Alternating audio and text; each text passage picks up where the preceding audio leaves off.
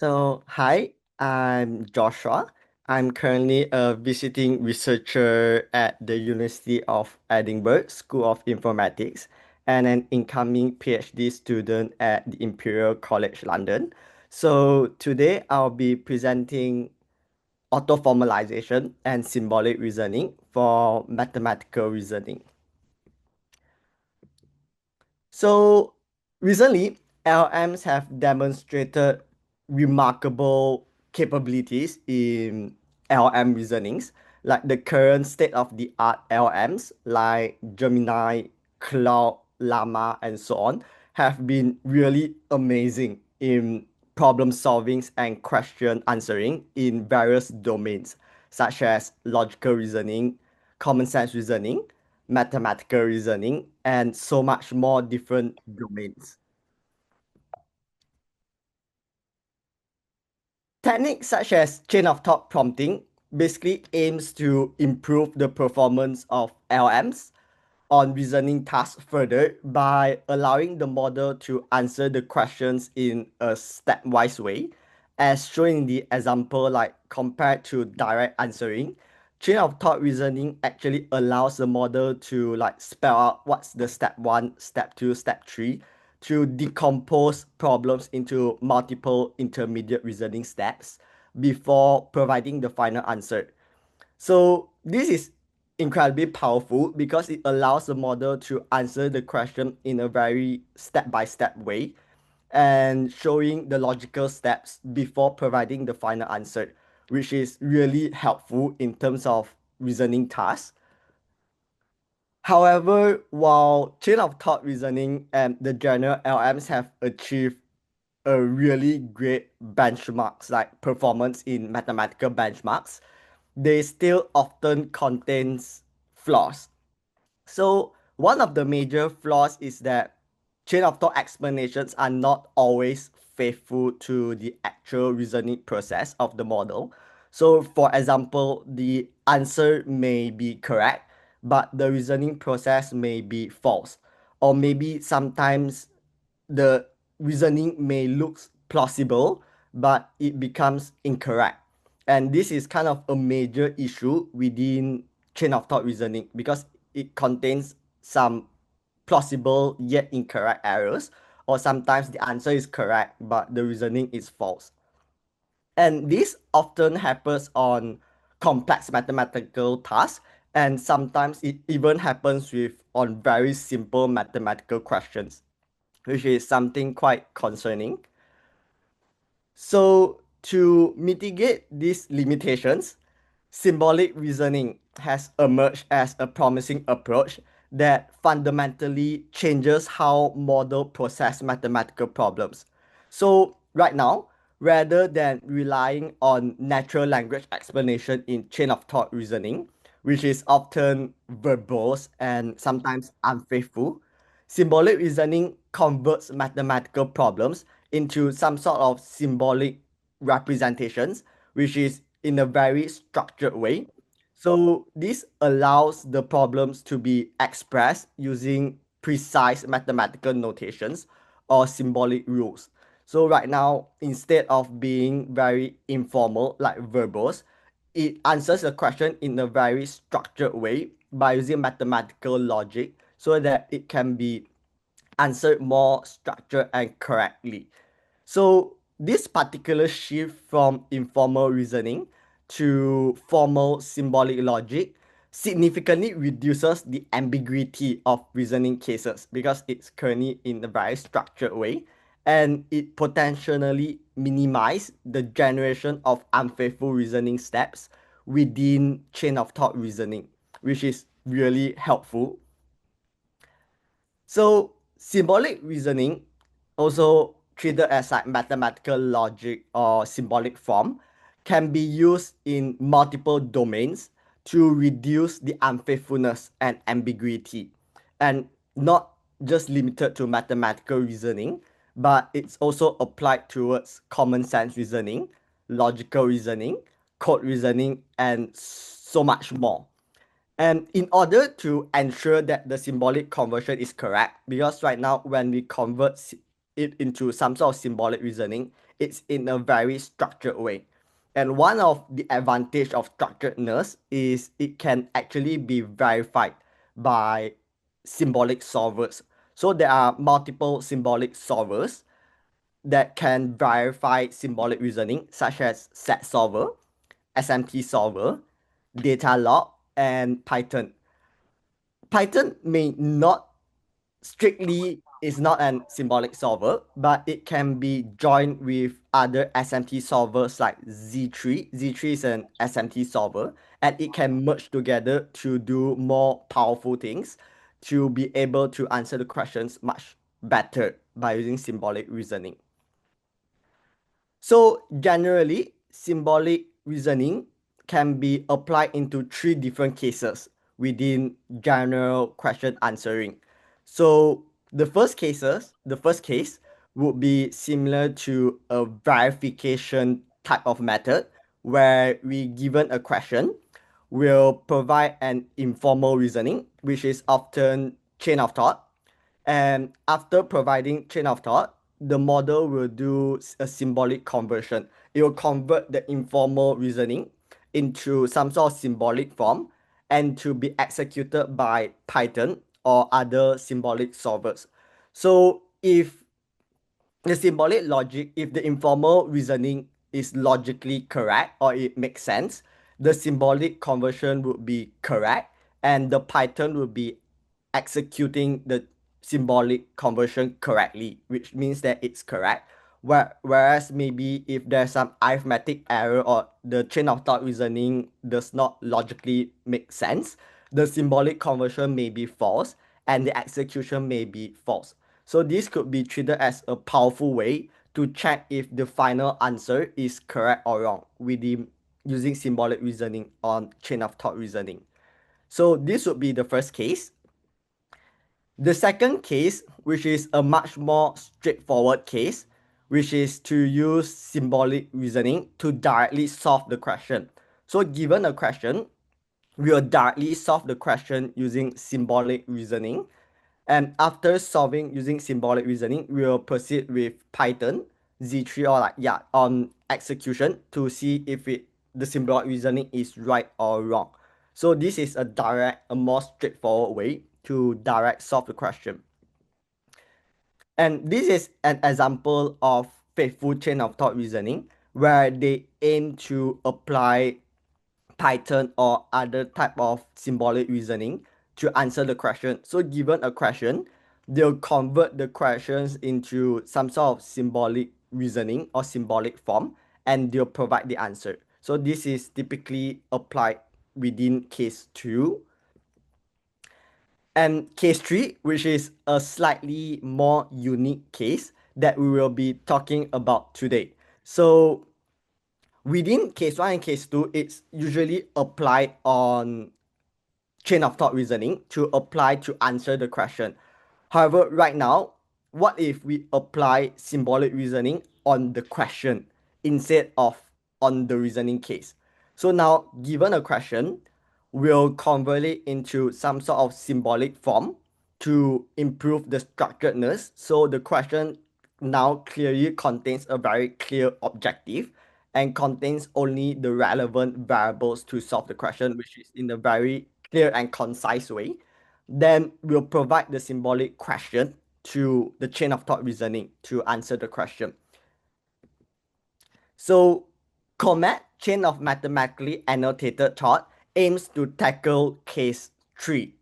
So how COMAT works is given a question, we'll perform 4 steps of symbolic conversion.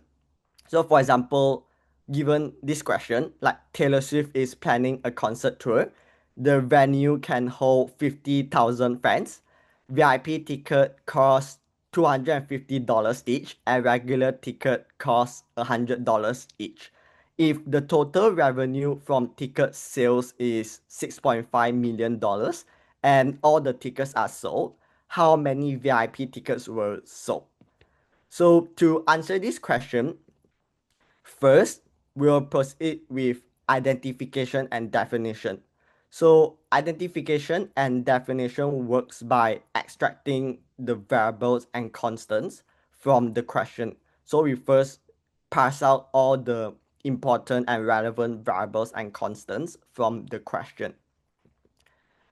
And after getting the variables and constants, we proceed with structural logic translation, which will find the relationship between the variables and the constants.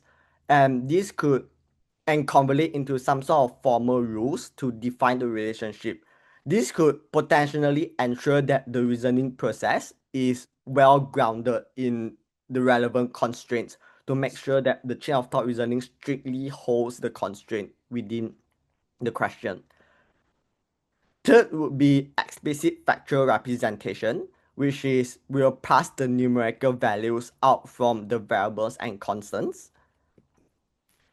And the fourth would be question formalization, which is we eventually take the main objective of the question and to pass it out as a symbolic form to tell the model what to do and how to do it. For example, in our case, we are tasked to find V, which is the number of VIP tickets.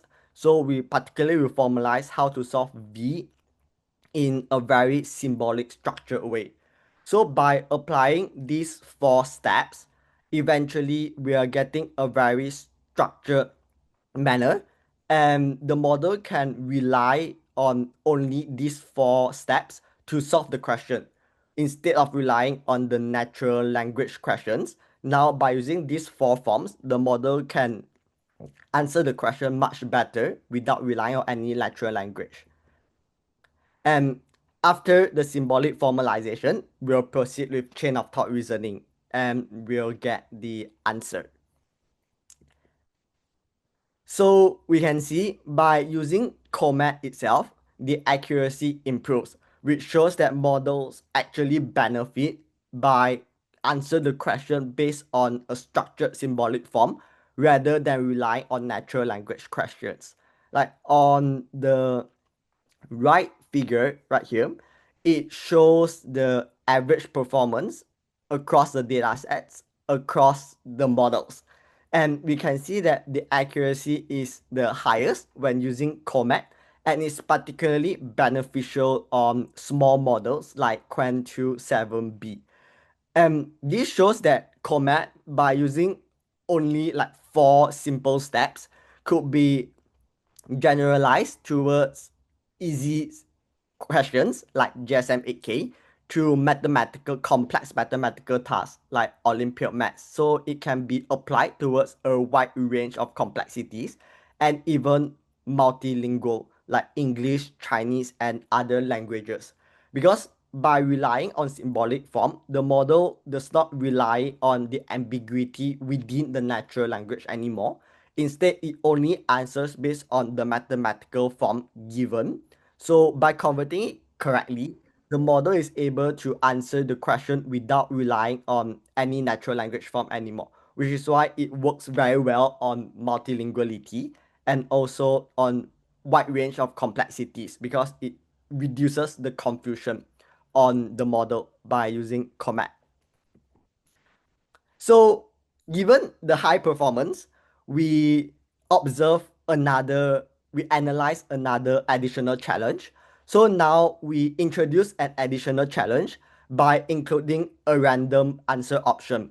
So right now on optional choices, instead of four options, we increase one option. We add another option by adding like random stuffs to slightly confuse the model, and we swap the options. For example, like ABCD, now we change it to ACBD or ADCE, and so on. We change it and we create five different variants to the model. So by doing option swapping and adding the options, we can see that chain of thought reasoning reduces the accuracy a lot, particularly on the aqua dataset. So it demonstrates like the inconsistencies of chain of thought reasoning towards optional choice when we swap the options.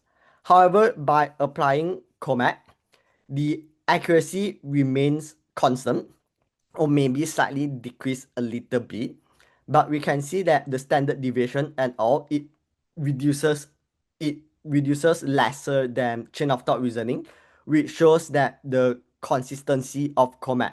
So these results actually demonstrate that Comet is very consistent when confronted with complexities of option swapping, which is a really strong point.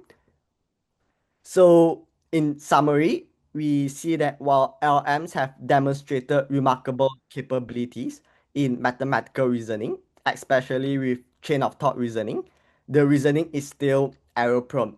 So, symbolic reasoning grounds natural language reasoning through symbolic syntax, reducing ambiguity within natural language. And symbolic reasoning can be used in three different cases. So the first case would be a verification stage where we apply symbolic reasoning to verify the question by executing the symbolic solvers. Case 2 is we directly apply the symbolic solver to solve the question. And case 3 is where we formalize the question to symbolic reasoning to reduce ambiguity, then to solve it using chain of thought reasoning. So Comet aims to utilize symbolic reasoning within case 3. And we observe that by grounding natural language into symbolic reasoning using Comet, the overall performance increases. And the robustness of chain of thought reasoning improves as well, even with option changing, showcasing the consistency and the strong performance of using symbolic reasoning. So these are generally applied towards like general symbolic reasoning. But now there is a much more powerful tool compared to symbolic solvers, can be treated as a subset of symbolic reasoning, but it's a much more powerful tool to verify and to solve mathematical reasoning. And it's called autoformalization. So autoformalization has emerged as an incredibly powerful tool to solve and verify mathematical reasoning. It's really amazing. And autoformalization has a relatively similar goal compared to the general symbolic reasoning, where we convert natural language into symbolic syntax. And in this time, it potentially be verified by a proof assistant, or also known as a theorem prover. So why autoformalization works much better than general symbolic reasoning is because theorem prover can actually solve much more mathematical problems. It can solve much more complex questions like Olympiad maths questions. And it's very structured, it's very detailed in the auto formalization. So even a slight error in the syntax may lead to an error towards the entire proof. But which is why it's very structured, very detailed, and it can be applied towards a wide range of mathematical domains. It can prove a lot of things that symbolic solvers can't actually solve. And this is why autoformalization with theorem prover is actually very powerful in mathematical reasoning and verification.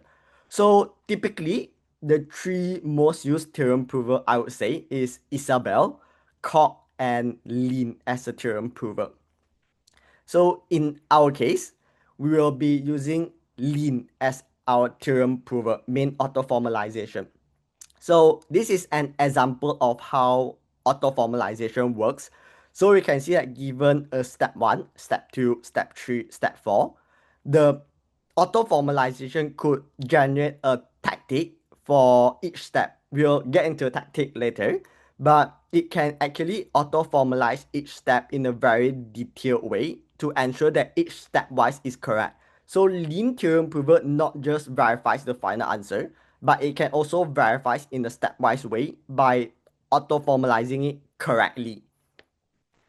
So here is an example of theorem prover verification. So we can see that by given a question right here, this is the main part. So how detailed it is we first trigger something called by.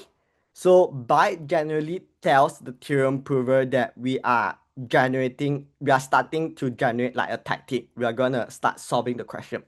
So it starts by generating calc. So calc, in short, it tells the model that it tells the theorem prover that okay, now I'm gonna solve the question in a very stepwise way, step by step way. Please make sure that every step is actually verified and is actually proved correctly. So we start by calc, and after that, we'll create something called by RFL. So by RFL is eventually telling the model the equivalence. So you can say that total ship is equivalent to T plus C plus S. So we tell the model that, okay, now I'm solving it step by step. Now please check that total ship is equivalent to T plus C plus S. And after that, you'll proceed with by rewrite, which is by RW. So basically, it's telling the model that by getting the numerical values of 160, 80, and 20 on previous definition, like previously, we've defined compute T, compute C, and S. For example, compute T is 160, where we defined previously, and we tell the model to check each numerical values to make sure that they are correct, make sure that they are predefined previously. So, for example, if I were to change 160 to like 160.001, the theorem prover will say that it's false because 160 is not defined previously. So everything must be defined and must be correct. And after doing by rewrite, we'll proceed with by nom-nom. So nom-nom is basically to solve the question to see whether the 160 plus 80 plus 20 equals to 260, or maybe to simplify the terms. So by nom-nom is generally to solve and simplify the variables, the question.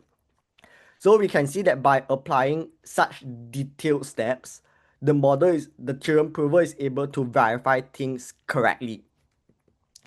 And this is the same example where we start a theorem, we create byte to trigger the model that we are generating tactic. We start with calc, telling the model that we are gonna do it step by step way.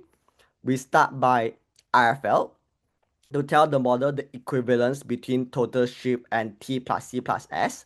We proceed with by rewrite, with telling the model to check if those variables are actually defined previously.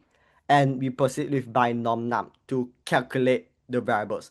So you can see that theorem prover is very structured and it must be proved in a very detailed way, which is why it strictly ensures that the auto-formalization is correct if the model is able to auto-formalize the syntax in a very accurate way. While we can see that while auto-formalization can do a lot of things, it's very elegant, very amazing. Auto-formalization itself is very challenging. It's insanely challenging for LLMs. So the first part, why auto-formalization is very challenging, is because the task itself is extremely difficult. So the informal proofs often contains in a very different behaviors from different LMs, because sometimes an LM may generate proofs that may contain a lot of information, like a lot of verbose information. Sometimes it may contain redundant information, or sometimes it may even lack of information during the proofs. Informal proofs may be treated as a chain of thought reasoning. So sometimes the reasoning contains different behaviors, and it's very challenging to auto-formalize, because when it's too verbose, we may auto-formalize incorrectly. When it's missing, the information is missing, we may auto-formalize incorrectly because the information is missing, and so on. So it's incredibly challenging to auto-formalize in a very perfect way. And the second issue, which is kind of mitigated right now, is that there's a lack of high quality data sets to train the LMs to auto-formalize. So previously, there was very limited amounts of aligned pairs of informal to formal proofs to allow the model to do it auto-formalize correctly. And this leads to LMs to often lead to like syntax errors, because sometimes even when the model auto-formalize, it proves correct, it verifies correctly, but because of the syntax issue, the model does not learn how to auto-formalize using the theorem prover. it contains quite a lot of errors in the syntax. Like this could be an example where the verify is actually kind of correct, but because of the syntax, it shows that the entire thing is false. So auto-formalize is very challenging in this way. So we can see that on last year, 2024, there's still not much auto-formalization LMs. Like it's still not widely recognized. But lately on like March 2025, there are more and more amazing auto-formalization LMs, which I'm kind of happy to see that there's much more and more recognition on using theorem provers to verify and to solve mathematical reasonings. So mini F2F is generally a benchmark mainly for theorem prover auto-formalization to see how much the LMs can auto-formalize correctly. So it's generally a benchmark for to see how accurate the auto-formalization is. And we can see that lately DeepSeek Prover V2, which is mainly trained to do theorem prover, achieved nearly 90% for the auto-formalization rate, which is really high.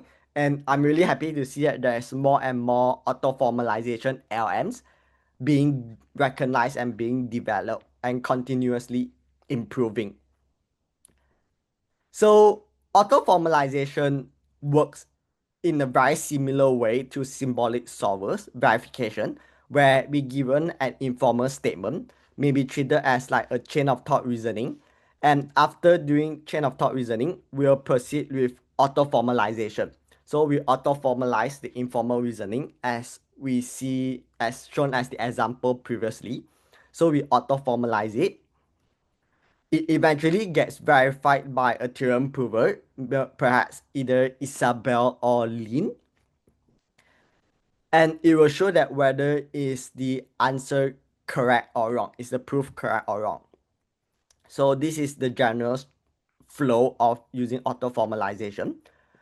So in order to mitigate the syntax error without any additional training during the inference verification stage, we introduce theorem prover verification. So theorem prover verification consists of two main components, which is question formalization and answer formalization. So question formalization formalizes question into a formalized statement. So why is it important?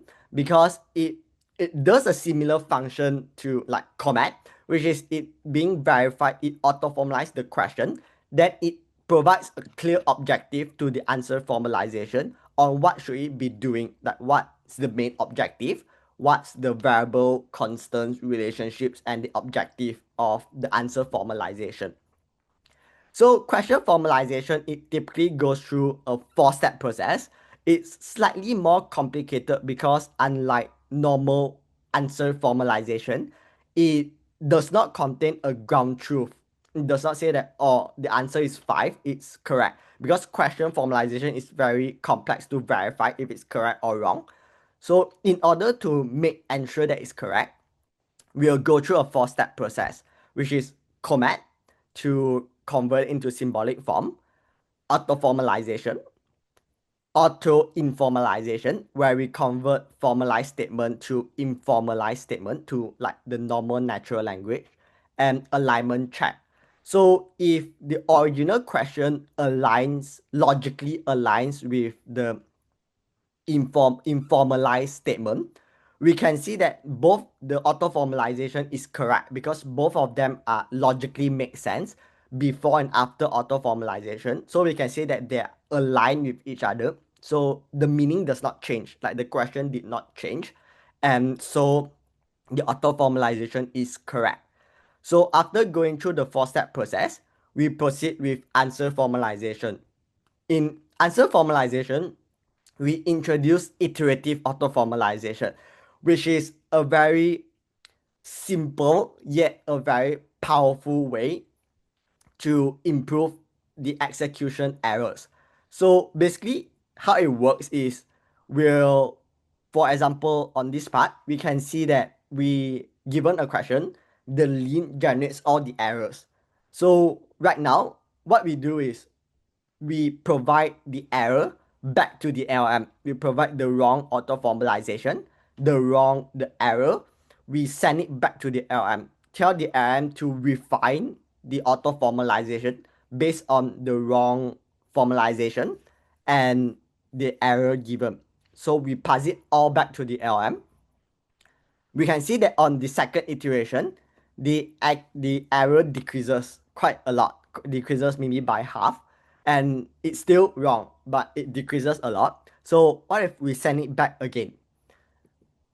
After we send it back again, we can see that the model successfully auto-formalized, and which means that iterative auto-formalization works in a very interesting way because the model learns on spot and to verify it correctly.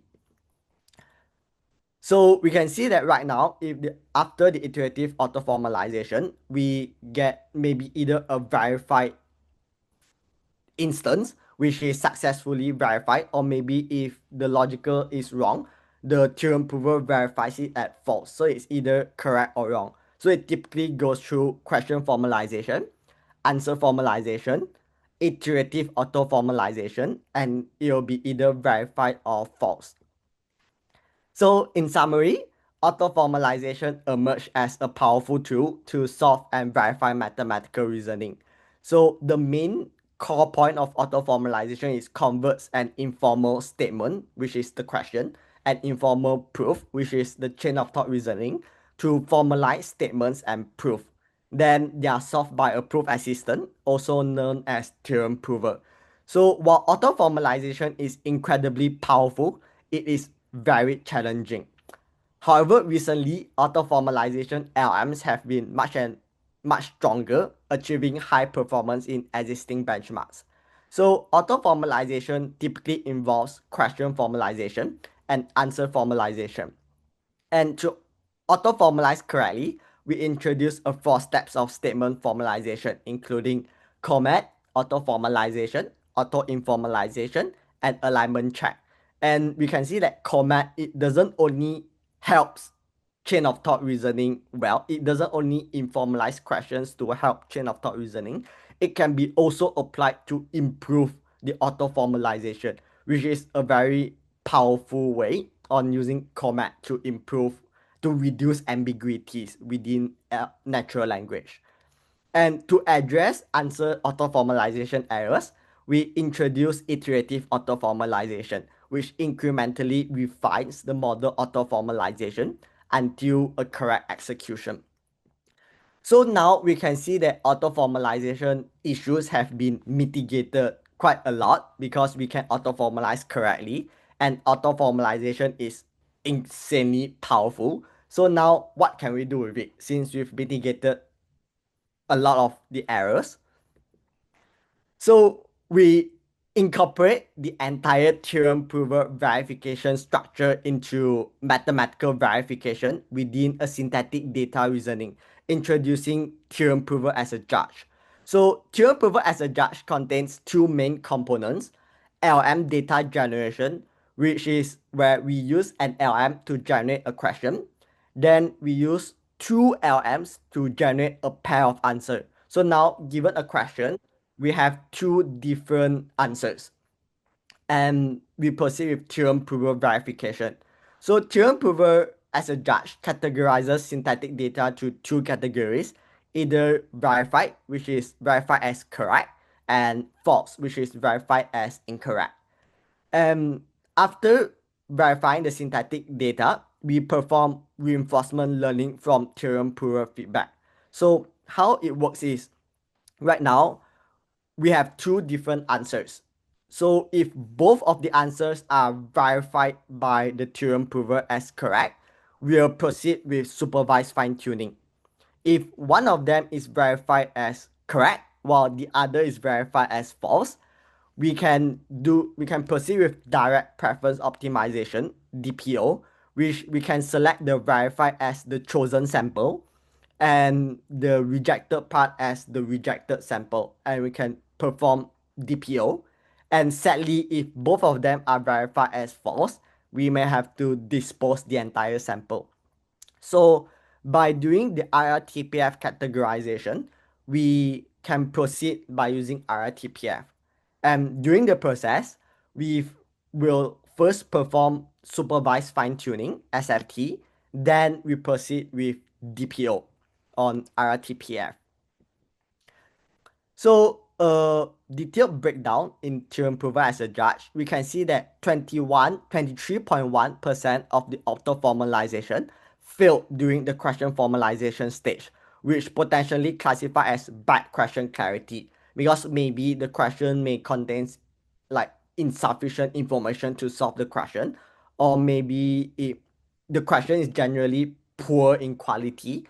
So we generally filter out, and 23.1% is filtered.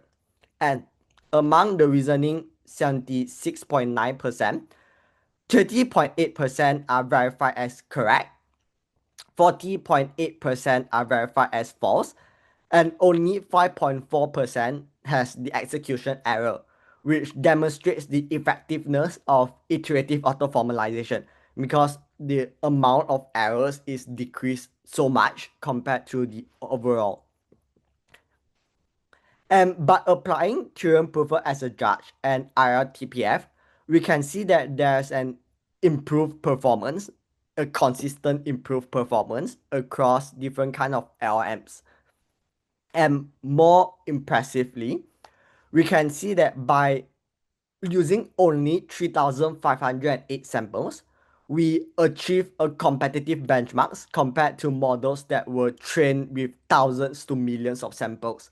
For example, Numina Math was trained on over 860,000 mathematical problems, if I'm not mistaken. And Open Math 2 was trained on 14 million problem solution pairs. And by using only 3,508 samples on theorem-prover as a judge and IRTPF, we achieve a competitive benchmarks compared to these models, which this shows that quality of synthetic data matters a lot. It matters very much. So given the impressiveness and the power of auto-formalization and theorem-prover as a judge, we proceed with three different analyses to answer three main questions within theorem-prover as a judge. So the first question would be, how does theorem-prover as a judge compares with LM as a judge? So while we use GPT-4o as our auto-formalizer, coupled with lean theorem-prover, we can see that the verification accuracy on using only GPT-4o is higher than O1 Mini, which is a more powerful model compared to GPT-4o. So by using a slightly weaker model, but using theorem-prover as a judge, we could verify it more accurately compared to LM as a judge on a better model. The second question would be, can LM solve valid synthetically generated questions? The answer would be not really. So we can see that by generating synthetic data sampled from GSM-8K, so we provide a few shot learning to the LM on GSM-8K sample, and we tell the LM to generate the synthetic data. We can see that there's a huge accuracy drop between GSM-8K and GSM-8K synthetic. For O1 Mini, it drops from 94.8% to 67%, and it's used by O1 and not O1 Mini for the GSM-8K synthetic. And similarly, we can see that GPT-4o decreases from 94.46% to 51.85%, which decreases a lot even if we use some valid synthetically generated questions to solve GSM-8K type questions. So the third question, which is the most important question, is how many iterations does iterative auto-formalization needs to verify synthetic data accurately? So by using a subset of GSM-8K synthetic for our analysis, we can see that most of the iterations require 3 iterations to solve it correctly. And in addition, we saw a relationship between the average sequence length and the iterative auto-formalization. So when the sequence length increases, more iterations are needed. And a long sequence length typically represents a more complex questions. However, not always. This is because when the questions are more complex, are more difficult, usually it needs more chain of thought reasoning, more steps to solve the question, which is why the average sequence length increases. However, some models may be very verbose. They may maybe answer questions in a very verbose way when it's actually not needed. So there are cases, but generally the trend holds where when the complexity increases, the average sequence length increases. And by merging these two analyses together, we can see there's a very powerful tool that can be used within theorem-prover as a judge. So right now, we know that iteration 1 has the most simple question, iterative 2 has a generally harder question, and so on. So we can actually control the complexity right now by using question 1, question 2, but iteration 1, 2, 3. So maybe if you want a very simple question, we'll stop at iteration 1. If you want a slightly harder question, we'll stop at iteration 2. If you want a general moderately hard question, we can stop at iteration 3. It can act as a control on complexities of mathematical tasks. And typically, we'll stop at iteration 5 because when it increases, the model will typically converge. So after iteration 5, if the model fails to auto-formalize it correctly, basically it will just fail because maybe the model does not understand the question, or mostly it's not about the syntax errors anymore. So typically the most optimal way is to stop at iteration 5. And if you want the hardest possible question with this syntactic data, then we can stop at iteration 5. It can act as a controllable way towards the complexity and also the computational efficiency of the verification. So in summary, we propose theorem-prover as a judge, a framework for syntactic data generation to ensure correct intermediate reasoning steps. So theorem-prover as a judge consists of syntactic data generation and theorem-prover verification. After verifying the syntactic data, we proceed with reinforcement learning from theorem-prover feedback, RLTPF. And RLTPF consists of two components, supervised fine-tuning, followed by direct preference optimization, DPO. And we can see that theorem-prover as a judge at RLTPF improves model accuracy with only 3,508 samples, achieving the results comparable to those obtained with larger sample sizes.